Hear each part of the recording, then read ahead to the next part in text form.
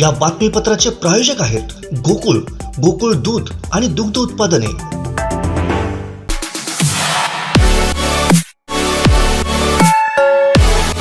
नमस्कार, हे आहे कोकणचं नंबर 1 महा चॅनल कोकण साद लाईव्ह आणि आपण पाहताय सकाळच्या टॉप न्यूज।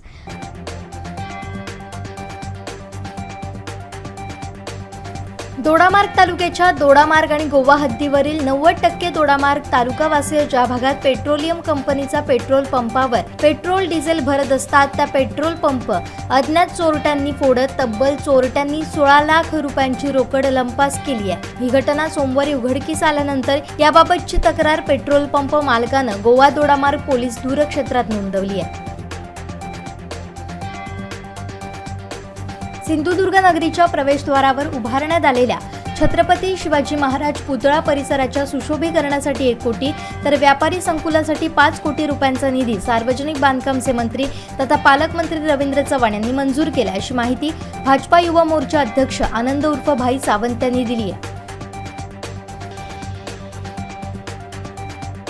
ऐतिहासिक मोती तलावातील गाळ उपसा दरम्यान पाणी सोडल्यामुळे तलावातील बदकांची अवस्था न बघण्यासारखी झाली होती। मुक्या जीवांना वाली कोण हा प्रश्न निर्माण झाला होता। दरम्यान या बदकांची सावंतवाडीतील प्राणी मित्रांनी जबाबदारी घेत त्यांचं संगोपन करण्यासाठी बदकं आपल्या ताब्यात घेतली आहेत। पावसाळा येईपर्यंत आणि तलाव पूर्ण भरेपर्यंत एकूण 8 बदकांचं संगोपन ते करणार आहे।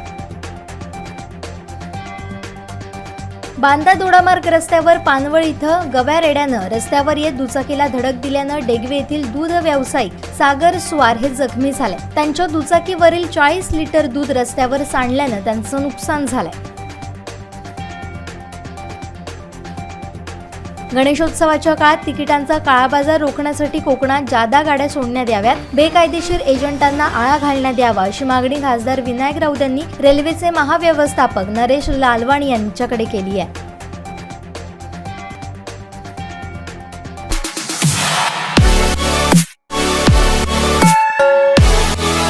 आणखीन काही महत्त्वाच्या बातम्यांसह भेटूया यानंतरच्या बातमीपत्रात। पाहत रहा कोकण साद लाईव्ह, नव्या कोकणचा ग्लोबल ब्रँड। या बातमीपत्राचे प्रायोजक होते गोकुळ, गोकुळ दूध आणि दुग्ध उत्पादने। आमचे दिवसभरातले सर्व अपडेट्स, ताज्या घडामोडी आणि थेट लाईव्ह पाहण्यासाठी सबस्क्राइब करा, लाईक करा कोकणचं नंबर 1 महा चॅनल कोकण साद लाईव्हचं YouTube चॅनल।